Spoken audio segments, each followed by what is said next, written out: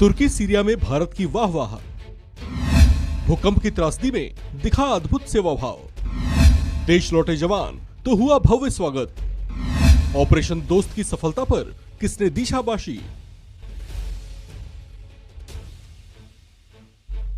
तुर्की और सीरिया में आए शक्तिशाली भूकंप के बाद भारत ने जिस तरह से आगे बढ़कर मदद की, उसके लिए दोनों देशों ने भारत का शुक्रिया अदा किया है।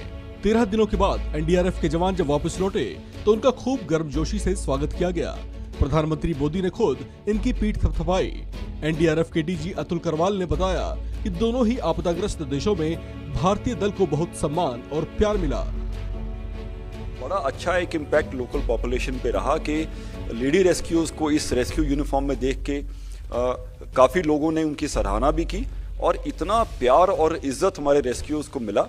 जो भी हम कर पाए इतनी बड़ी आपदा में यहाँ से टीमें जो गई, बहुत इज्जत, बहुत प्यार। ऐसी छोटी छोटी कहानियाँ आपको रेस्क्यूज से जानने को मिलेंगी।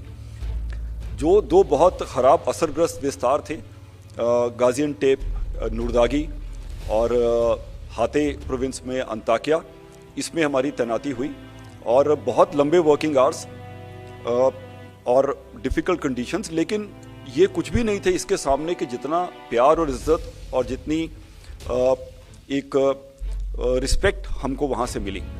वहीं एनडीआरएफ के डीआईजी मनोज यादव ने बताया कि बेहद शक्तिशाली भूकंप को झेल चुके तुर्की और सीरिया में उनकी टीम को किस किस तरह की मुश्किलों का सामना करना पड़ा, क्योंकि वहां पर सुविधाओं के नाम पर कुछ भी नहीं था, जबकि जवानों ने बिना थकावट की परवाह किए घंटों घंटों तक प्रभावित लोगों की मदद की।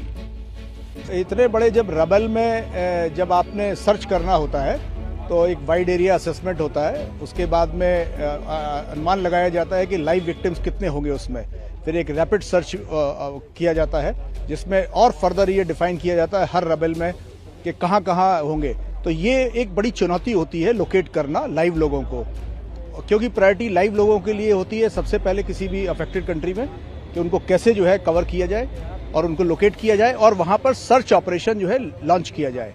तो ये इस तरह की चुनौतियाँ वहाँ भी थी और ज़्यादा बहुत लंबे एरिया में थी कि उसके ऊपर टेम्परेचर जो है वहाँ पे माइनस में था और सभी तरह की जो और चीज़ें होती है, बिजली, पानी और ये सब अफेक्ट हो जाते हैं, तो वो भी था। और एक लैंग्वेज भी एक था, लेकिन उसको हम लोगों ने बहुत जल्दी ओवरकम कर लिया।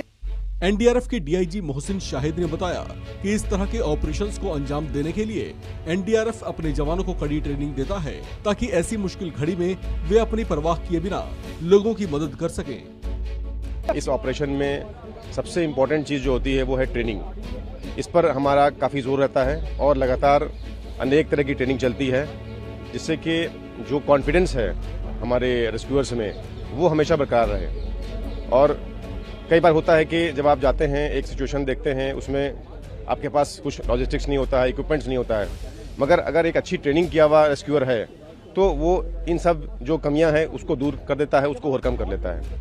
गौरतलब है कि तुर्की और सीरिया में पिछले दिनों 7.8 की तीव्रता का बेहद शक्तिशाली भूकंप आया था, जिससे दोनों देश काफी हद तक प्रभावित हुए थे।